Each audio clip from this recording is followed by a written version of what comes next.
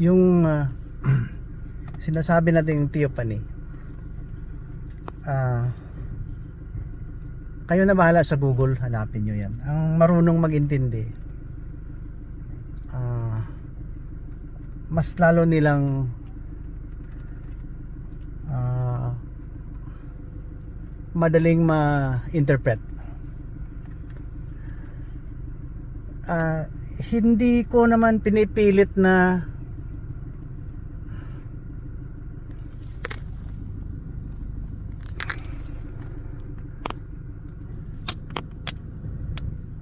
maniwala sa akin, palagay natin katuwaan ito, no? Katuwaan, no? Sabihin mo, sinungaling yan, demonyo yan, no? Diba? Ganun ang reaksyon ng mga skeptics Nevertheless, wala akong problema. We'll go on with life, ba? Pareho lang ang buhay natin. Anyway, 50 years na, 1975 pa tagal-tagal na. Ang nasa isipan ko lang kasi,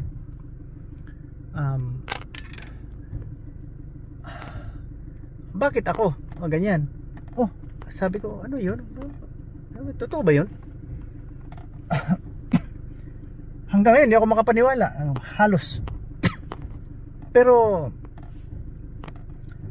may ron akong mga discernment.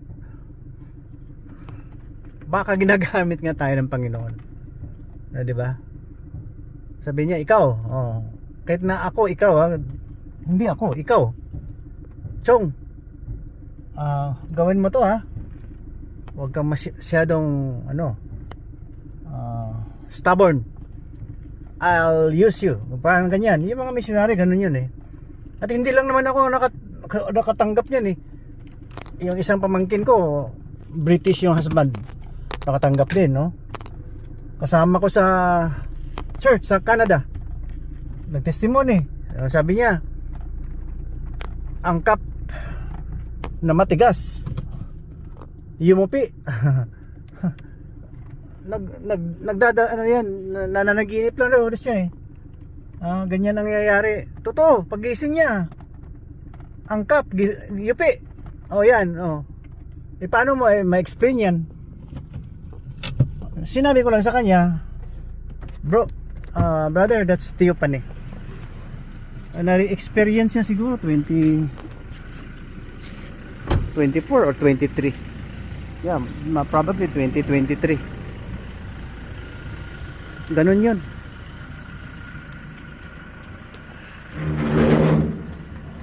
Sabi ko, theophany yan.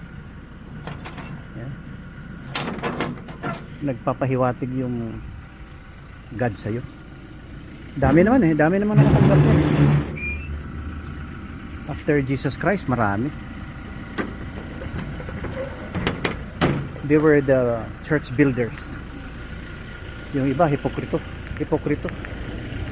Kunwari, sila na ang daan.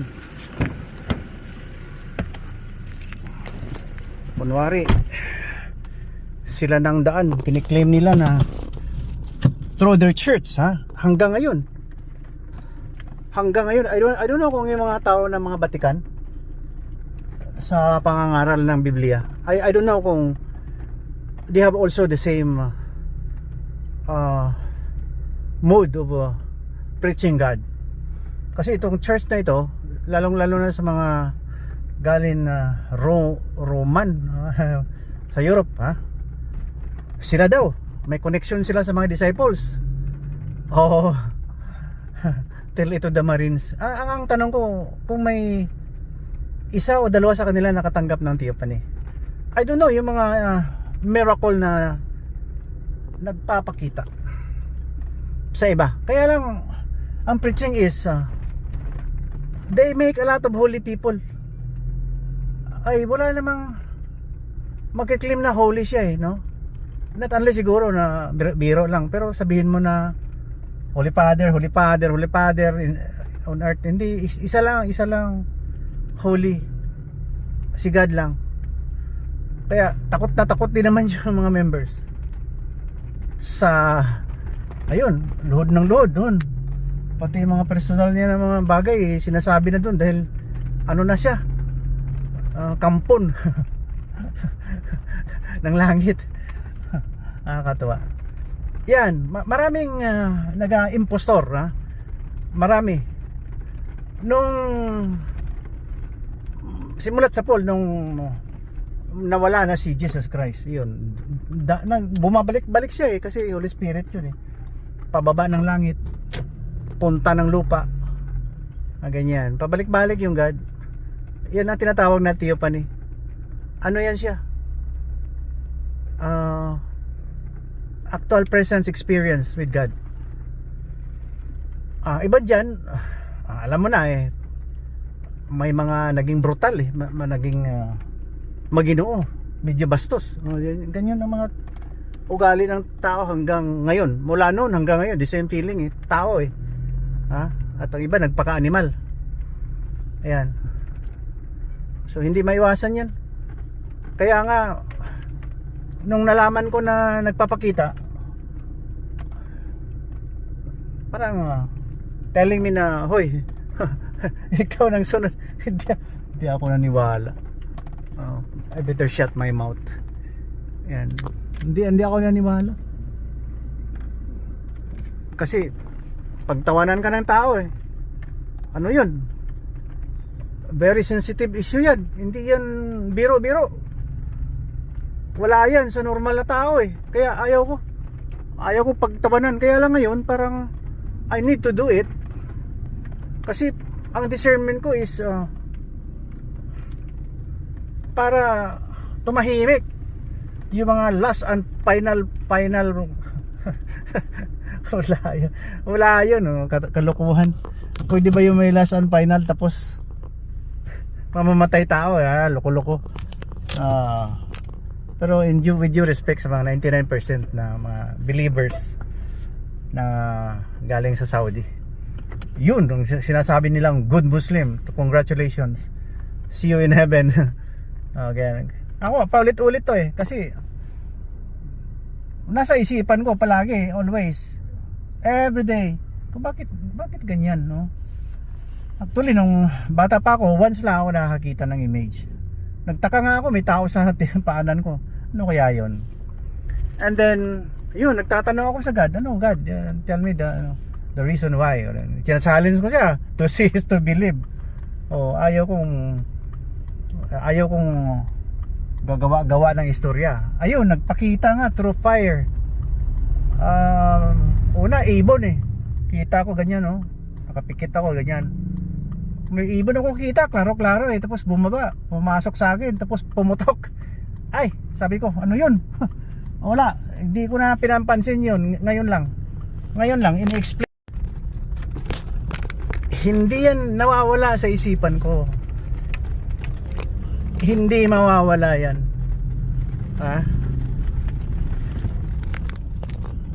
Napaka-unique na experience Kaya sabi ko, 1 in a million go back to the biblical times, yung mga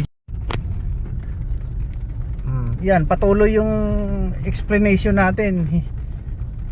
Hindi yan mahinto dahil tapos na naging, it was buried 50 years in oblivion. Pero araw-araw ko yan, lalong-lalo na hindi ako busy, bumabalik-balik sa mga mag-reflection ako.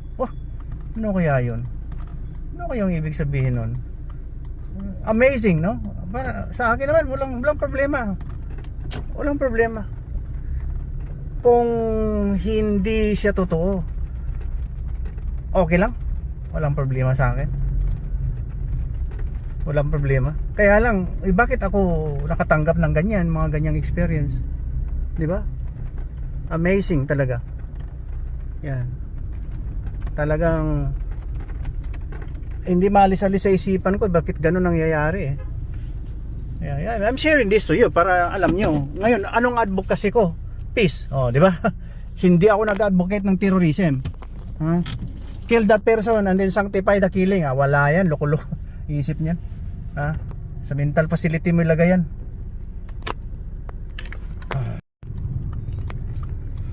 Itong TOP na ito, hindi ko sana i-reveal to kasi I have no business. Kaya lang iniisip ko, walang katapusan ng pagkamangmang ng tao eh, ha? Kaya may term na moro, from the term moron, yung low intelligence, ha? Lalong lalo na they don't appreciate the original book, yung holy book na Holy Bible.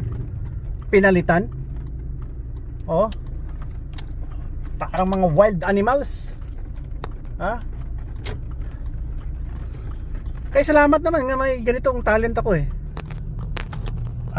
Ito grace of God to, pumasok sa katawan ko to. Siguro maliit pa ako, no, nung natanggap ko yan, yung teenager na ako. Naisip ko, grabe, makakagawa ako ito ng malaking congregation. Oh, lalong-lalo na haluan mo ng lying o deception, maraming maniwala. Gaya nung tao dyan sa Davao. Huwag ka mag-pretend, chong, nakapunta ka ng langit at saka mga doorknob doon, diamond. Ano ba yan, nagbibiro ka o scam? O ano, totoo? Wala. May advertisement yun, ha? Pinopromote nyo, parang negosyo. So that you can earn membership and wealth. Wala yan, wala yan. Hanggang yan, lumabas ang baho. May usok, ha? Na nagmumulistya o ano-ano pa dyan sa sexual assault. O di, kung may usok yan, may apo yan, sir. O, di ba? I think 1975 din siya naka-receive eh. Ako wala, I don't care. Basta ngayon, ipagpatuloy ko ito. Dapat maniwala kayo na may Diyos ang mundo. Through Jesus Christ yung salvation. Wala nang iba. Wala na. Pag mayroon pang, kung sa Bisaya pa, may mababag. Buak ang bagol-bagol din. Joke lang. Tinood, totoo. Maniwala tayo na may Hesukristo. Yan lang ang pinaka ultimate natin, purpose sa buhay na to. Ito ang pinaka last and final message. Hesukristo. If there's no Christ, there's no peace. Di ba? Kaya nakikita mo naman, ha? Waging war, ganyan. Itong leader ng Iran, ito 60 years old lang to eh. Matanda pa ako dito. Ang dami yan ng mga nalalaman, namatay. Oh, anong legacy na iniwan mo? Gulo. Hanggang ngayon, kayo pa yata ang Iran nagsusupply ng arms sa mga terorista. Oh, sarap naman banggitin na terorista eh. Kasi kahit inosente, pinapatay nyo, pati bata, matanda doon sa pag-atake nyo noong October 7 sa kibbutz doon sa Israel. Kawawa naman yung mga tao. And then you sanctify the killing. Oh, loko-loko. Wala yun. Sabihin ko sa inyo, ang author niyan hindi propeta, ha, demonyo. Totoo. Hindi propeta 'yan. Sira ulo 'yan. Oh, kaya sinasabi niyo, sabihin ko sa inyo, papabot to, ha. Mag-ano tayo, no? Mag-wrestle tayo. Mag-wrestling match tayo nito, ha. Sa totoo lang, hindi ako susurrender sa inyo, hindi ako susurrender. Gagawa na ako ng paraan upang magampanan ko yung itinilaga sa akin. Marami kong message na receive, marami. Hindi ko man yan sana i-reveal. Wala, maano lang tayo. Baka ilista tayo dun sa mga tao na sira ulo. Ayoko naman ng ganyan. Disinding tao ko, ganun ninyo ako. Wala. Taas ng pride ko, no. Huwag niyo akong lukuhin. Oh, di ba? Oh. Kaya hindi ito mahinto. Magpapatuloy yung aking advocacy. Peace. Hindi ko na alam kung anong ibang dyan kailangan, pero ang alam ko, pag naniwala kay Hesukristo, nandyan na yan sa Facebook group ko yung 8 billion at 12 billion people march for Jesus Christ. Nandyan na yan. Matagal na yung mga Facebook group ko na yan. Muslims read the Holy Bible, radical Muslims converted to Christianity, evangelical. Ang dami dyan mga ginagawa kong Facebook group. Nandyan lang yan, nababasa nyo. Ngayon ko lang pinapalo up yan. No, ito sa YouTube lang.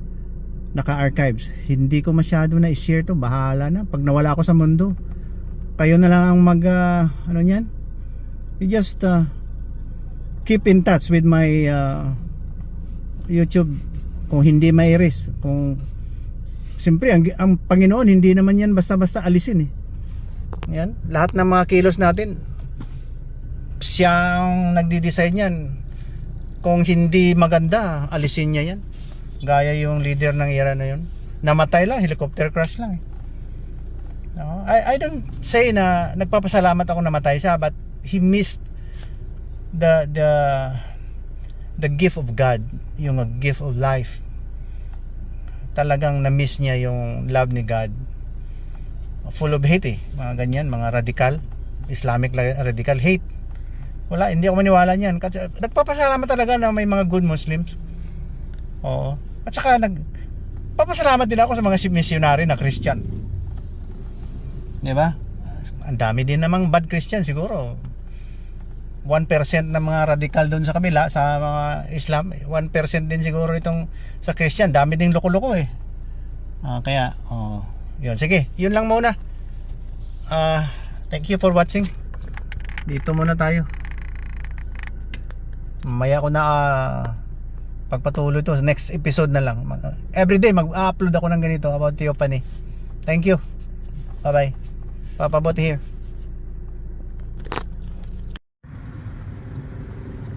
Sarap makipag-uusap eh. Yan. Wala na tayong gagawin ito dahil umuulan na. Yan, pag-usapan na natin yung theophany. Yan, yun lang naman. Actual presence of God. Ano yan, mga deity lang yan eh, yung mga incarnation ng mga topic sana yan. Hindi ko sana yan banggitin. Para akong natatakot, nahihiya. Lalabas kasi yung mga skeptics, yung mga fanatics. Pero time to reveal and time for healing. Kung may contribute man ako sa buhay nyo, I just want to give a contribution sa humanity. Maging guidance lang tayo sa mga everyday life and struggles. Ilagay lang yun sa center ng utak, isipan,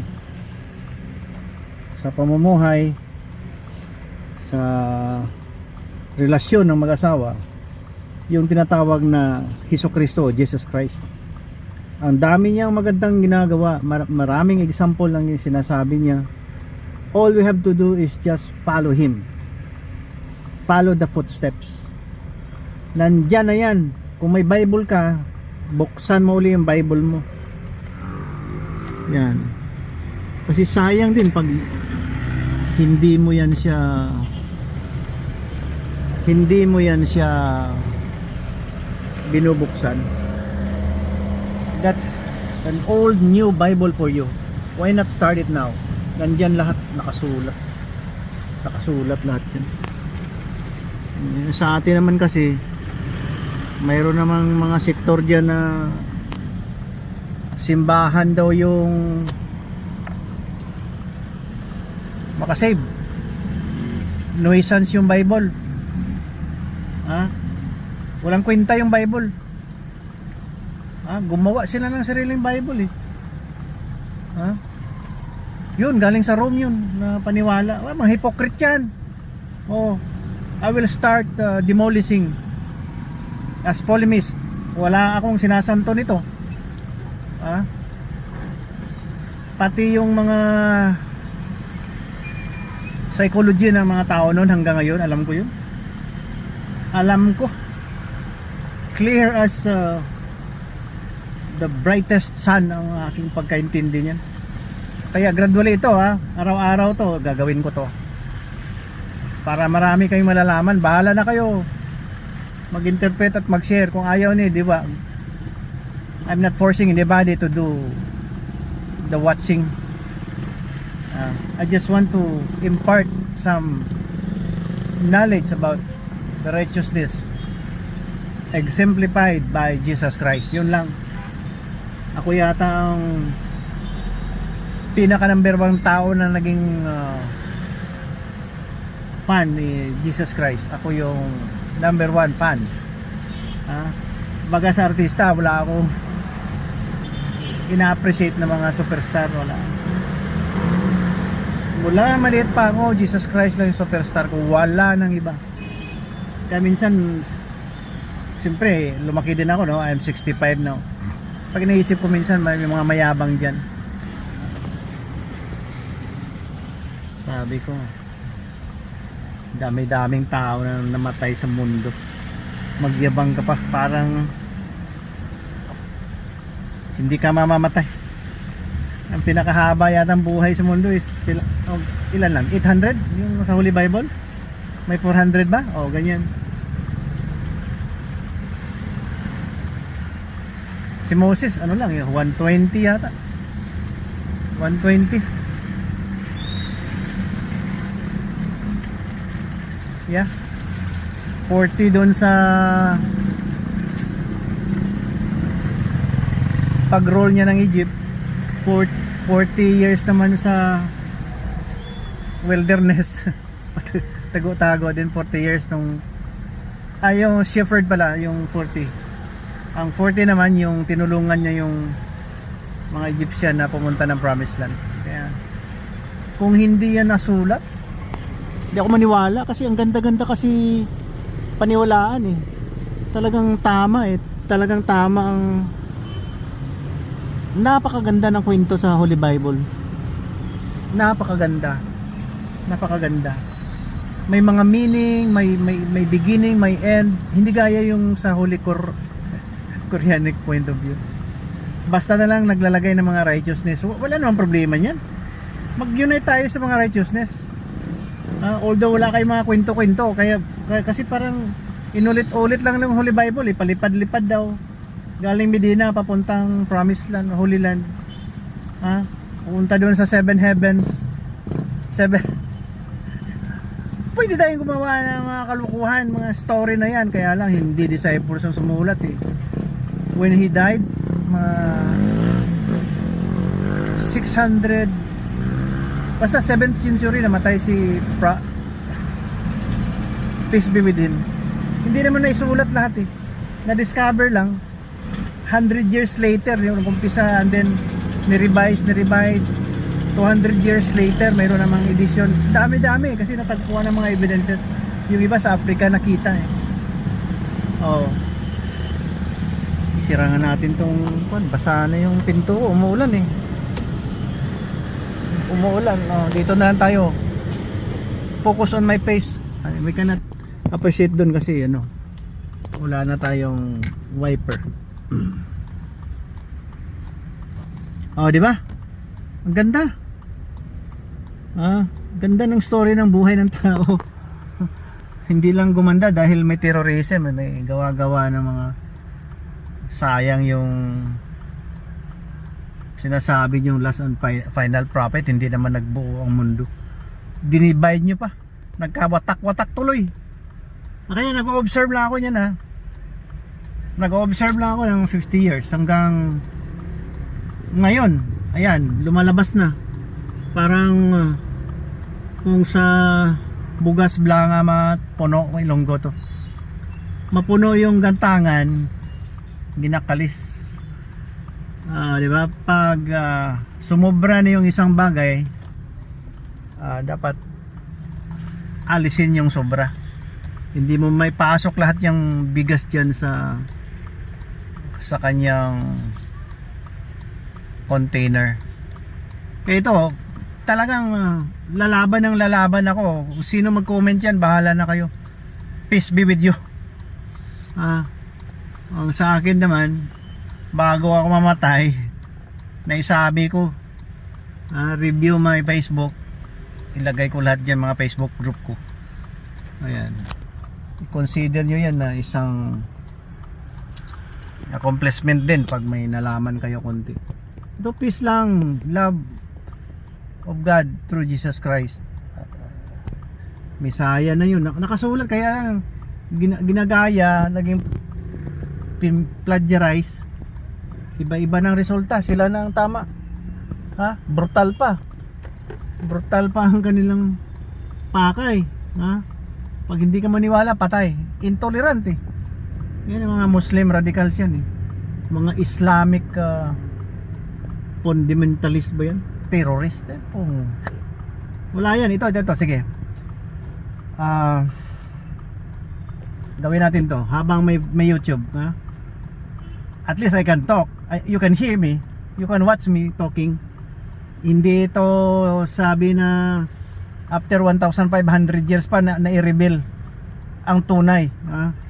Kasi nung namatay si Jesus Christ at pumunta ng langit, agad-agad yung mga disciples niya sumulat ng kanyang experiences, pati yung mga kung anong ginawa ni Jesus Christ. Mayroon talagang disipulo na first hand, up close and personal na mag-witness sa kanya. Ito naman si